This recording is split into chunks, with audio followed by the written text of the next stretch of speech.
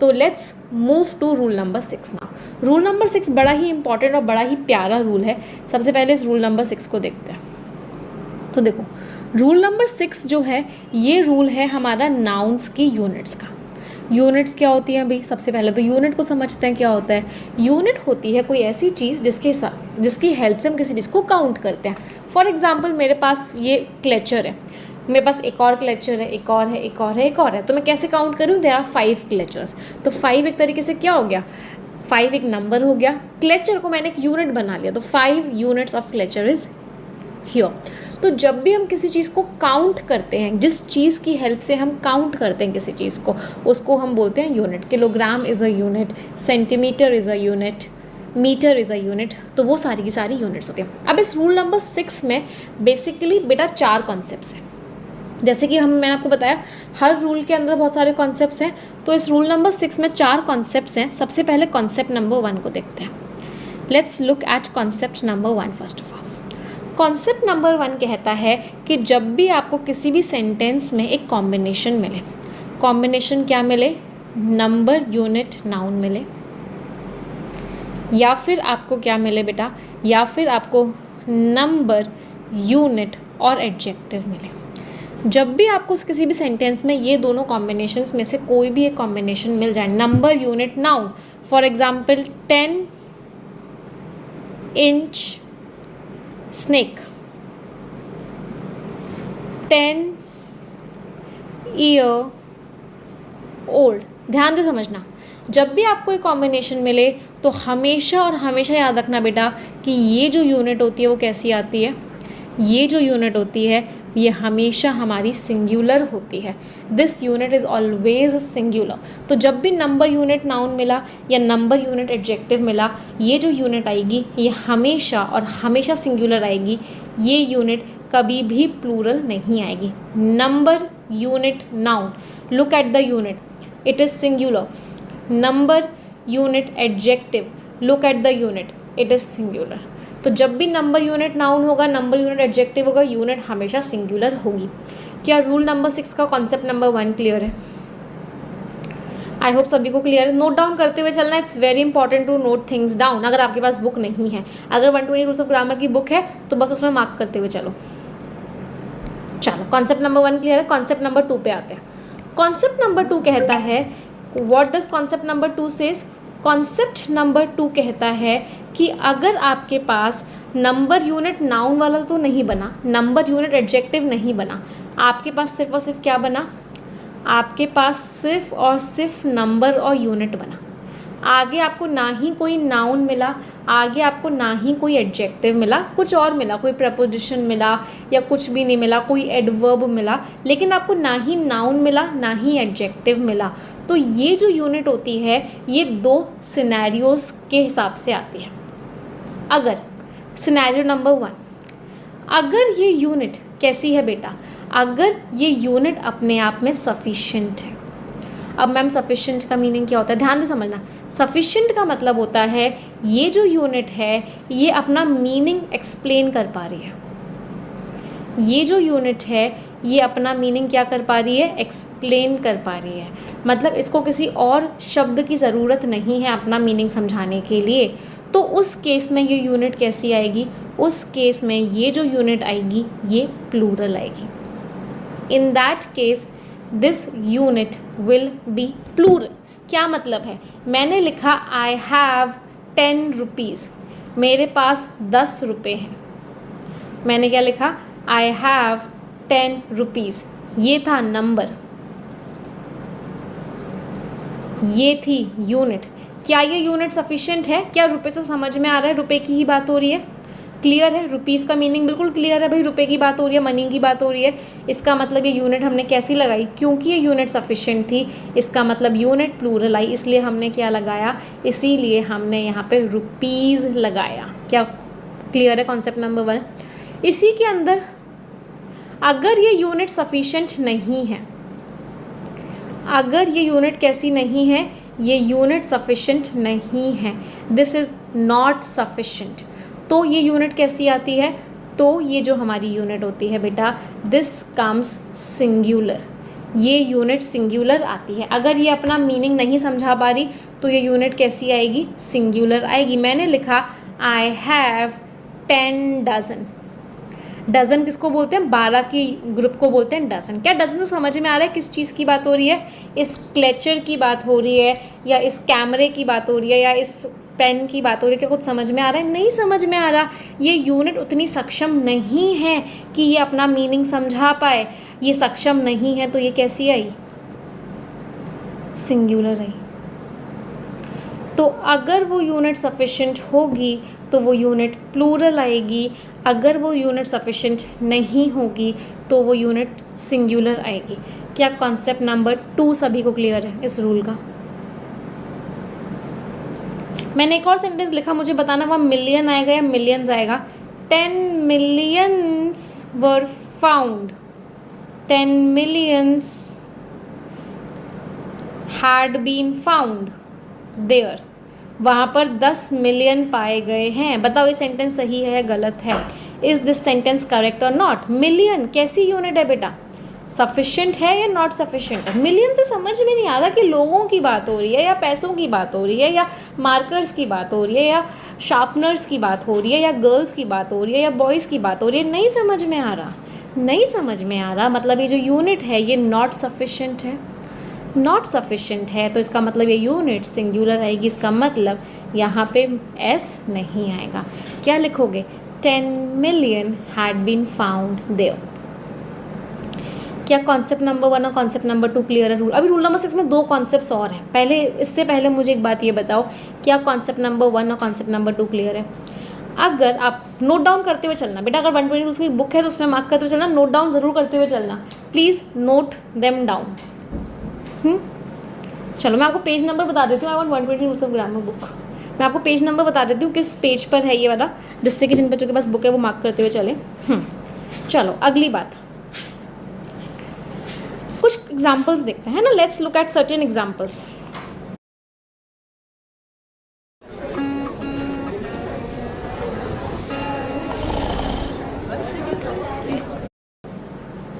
बताओ, look at this sentence.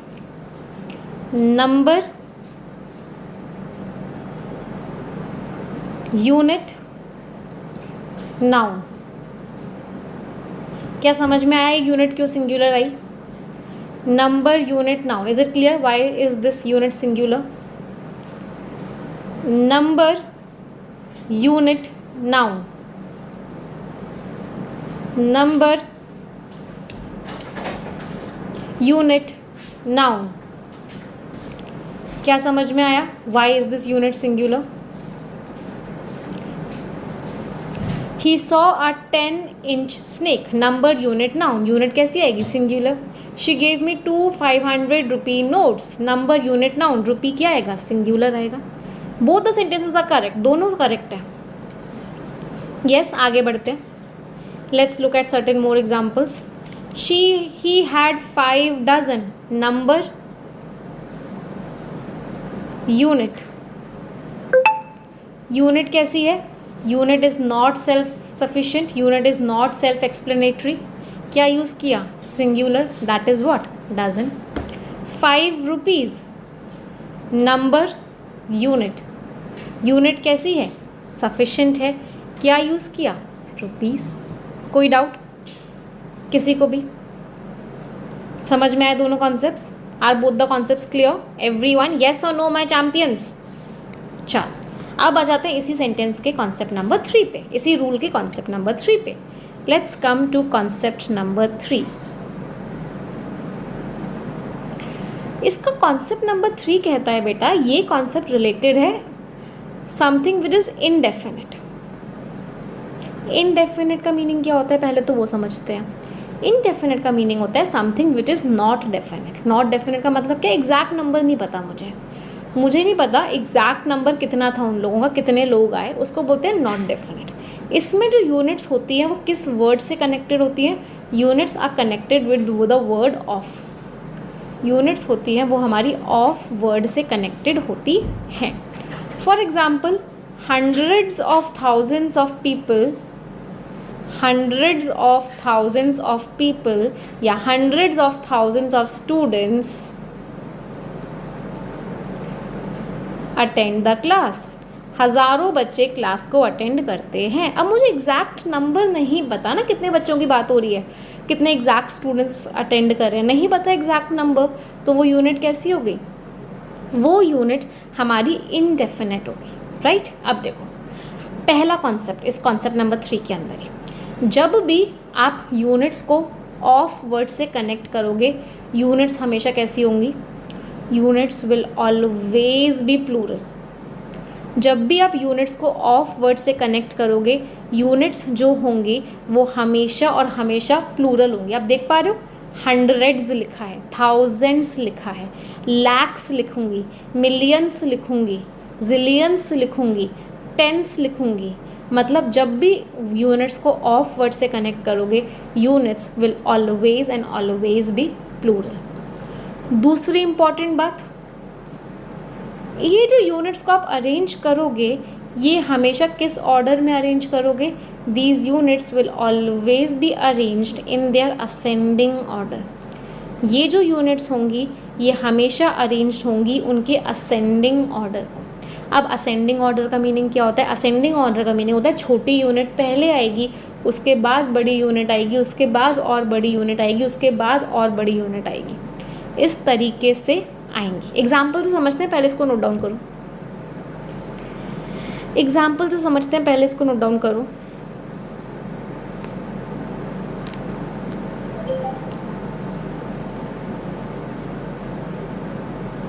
कर लिया नोट डाउन, चलो। तो मैंने आपको एक सेंटेंस दिया, मुझे सेंटेंस में एरर बताना। मैंने लिखा lakhs of thousands of people work very hard to make both ends meet, या फिर वर्क वेरी हार्ड। इस सेंटेंस में गड़बड़ है। इस सेंटेंस में गड़बड़ क्यों है, what is the mistake in this sentence. Lakhs of thousands, ये बड़ी यूनिट है, ये छोटी यूनिट है। अभी हमने कॉन्सेप्ट क्या पढ़ा, यूनिट्स हमेशा असेंडिंग ऑर्डर में आते हैं। असेंडिंग का मतलब क्या है, टेंस पहले आएगा, फिर हंड्रेड्स आएगा, फिर थाउजेंड्स आएगा, फिर लैक्स आएगा, फिर मिलियंस आएगा। तो हमेशा छोटी यूनिट से बड़ी यूनिट की तरफ मूव करेंगे। So what is the mistake, छोटी यूनिट पहले आएगी, बड़ी यूनिट बाद में आएगी। That means how will write it, it will be written as thousands of lakhs of people work very hard. हज़ारों लाखों लोग बहुत बहुत मेहनत करते हैं। Thousands of lakhs of people work very hard. क्या कॉन्सेप्ट क्लियर है, इस रूल का कॉन्सेप्ट नंबर 3 क्लियर है। दो कॉन्सेप्ट्स थे कि यूनिट्स हमेशा प्लूरल फॉर्म में आएगी, और दूसरी चीज़ क्या थी कि ये जो यूनिट्स है ये हमेशा असेंडिंग ऑर्डर में आएगी। एक बच्चे का डाउट है, बता देते, यू आर वेलकम में वेलकम जो होता है वो एक एडजेक्टिव होता है। समझ में आया कॉन्सेप्ट सभी को। चलो आखिरी कॉन्सेप्ट की तरफ मूव करते हैं इसी वाले रूल में। इसी वाले रूल में let's move to the last concept. इसको नोट डाउन कर लिया। लास्ट कॉन्सेप्ट क्या है उसको समझते हैं। कुछ यूनिट्स ऐसी होती हैं जिनको हम रैंडम यूनिट्स बोलते हैं। रैंडम यूनिट्स क्या होती हैं समझते हैं। रैंडम यूनिट होती है, आपने मम्मी से पूछा कि मम्मी चाय कैसे बनानी है, मम्मी ने बोला कि 1 गिलास पानी लो। आप बोलोगे मम्मी 6 तरह के ग्लास रखे हुए हैं, कौन सा वाला ग्लास लूँ। मम्मी थोड़ी सी इरिटेट हुई, बट फिर आपने ग्लास ले लिया। फिर मम्मी ने बोला 1 गिलास ही दूध ले लो। मम्मी 1 कप दूध ले लो। मम्मी 7 अलग अलग तरह के कप ले रखे हैं, कौन सा वाला कप लूँ। फिर मम्मी ने बोला आधी चम्मच चीनी डालो। मम्मी 6 अलग अलग तरह की चम्मच है, कौन सी वाली चम्मच उठाऊँ। फिर मम्मी ने बोला चाय की पत्ती डालो। मम्मी कौन सी वाली चम्मच से चाय की पत्ती लूँ। तो आपने क्या किया, आपकी मम्मी और आपके बीच में कोऑर्डिनेशन नहीं बन पा रहा था चाय बनाने में, और वो रीज़न था जिसकी वजह से आपकी पिटाई हो रही थी। आपकी पता है पिटाई किस चीज़ की वजह से हो रही थी। आपकी पिटाई हो रही थी, आप अपनी मम्मी को इरिटेट कर रहे थे। क्यों? क्योंकि आप दोनों के बीच में जो कन्वर्सेशन चल रहा था वो रैंडम यूनिट्स का चल रहा था। यूनिट्स डेफिनेट नहीं थी, यूनिट्स इनडेफिनेट नहीं थी। ये सब पूछते पूछते मम्मी खुद ही बेड से उठ के आ गई और लगा दिए 2 चमेट। आप क्या बोलते हैं, चपेट बोलते, चमेट ऐसे कोई वर्ड होता है ना हिंदी में, थप्पड़ का, चमाट, चमाट लगा दिया, yes. So Gautam is saying चमाट होता है वर्ड। सो प्रॉब्लम क्या थी? प्रॉब्लम थी रैंडम यूनिट्स की। रैंडम यूनिट्स की क्या प्रॉब्लम थी? आपकी मम्मी ने ना ऐसी यूनिट्स बना रखी थी अपने काम में, glass full, spoon full, fist full. Fist full का मतलब होता है मुट्ठी भर के। मुझे याद है मेरी मदर इन लॉ मेरे को बोली थी जब मैं पहली बार दाल बनाई थी कि बेटा 4 मुट्ठी दाल ले लो, तो उनकी यूनिट कौन सी थी? Fist full. हैंडफुल, हैंडफुल होता है ऐसे हाथ भर लेना, फिस्टफुल होता है ऐसे हाथ भर लेना, माउथफुल मुंह भर लेना। तो ये जो यूनिट्स हैं जो हर इंसान टू इंसान वेरी करेंगी, घर टू होम वेरी करेंगी, कंट्री टू कंट्री वेरी करेंगी, जो कोई फिक्स्ड नहीं है, तो उनको क्या बोलते हैं? उनको हम बोलते हैं रैंडम यूनिट्स। तो ये सारी की सारी क्या है? ये सारी की सारी रैंडम यूनिट्स हैं। तो अगला कॉन्सेप्ट इन रैंडम यूनिट्स है। तो मेरा एक सवाल है आप लोगों से कि इन रैंडम यूनिट्स का प्लूरल क्या होता है? एग्जाम में ये वाला क्वेश्चन बहुत बार आया है, बहुत बार यहाँ से एरर आया है। अगर मुझे ग्लास फुल का प्लूरल बनाना है तो ग्लासेस फुल करूँ, ग्लास फुल्स करूँ, या ग्लासेस फुल्स करूँ? कोई बता सकता है कि इनका प्लूरल क्या है? What is the plural of it? हाँ, यहाँ से बहुत बार क्वेश्चन आता है एग्जामिनर का ना, ये फेवरेट कॉन्सेप्ट से क्वेश्चन रहता है। ये भी नहीं होता, ये भी नहीं होता, बी इज़ द राइट। जब भी आप रैंडम यूनिट्स का प्लूरल बनाओगे, क्या अगला कॉन्सेप्ट क्या है? जब भी आप किसी रैंडम यूनिट्स का प्लूरल बनाओगे तो आप हमेशा एस को एंड में लगाओगे। You will always place S towards the end.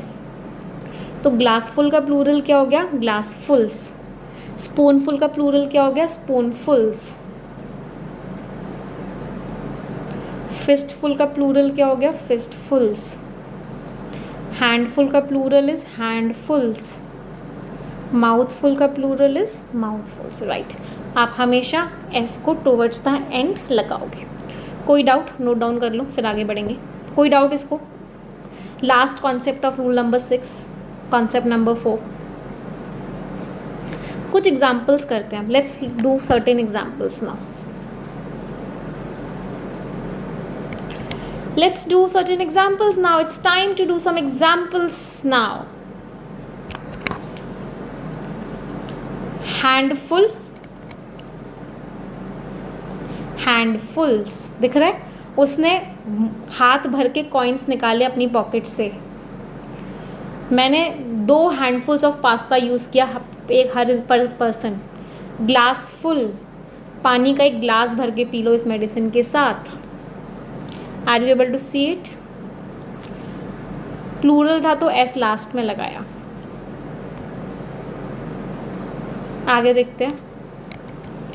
Glass fulls, fistful, fistful means मुट्ठी भर के, उसके पास मुट्ठी भर के अवार्ड्स हैं। ऑल ऑफ अ सडन अचानक से हमारे पास मुट्ठी भर के पैसा आने लग गया। फिस्टफुल्स। क्या समझ में आ रहा है? प्लूरल है मतलब लास्ट में एस लगेगा, अगर सिंगुलर है तो एस नहीं लगेगा।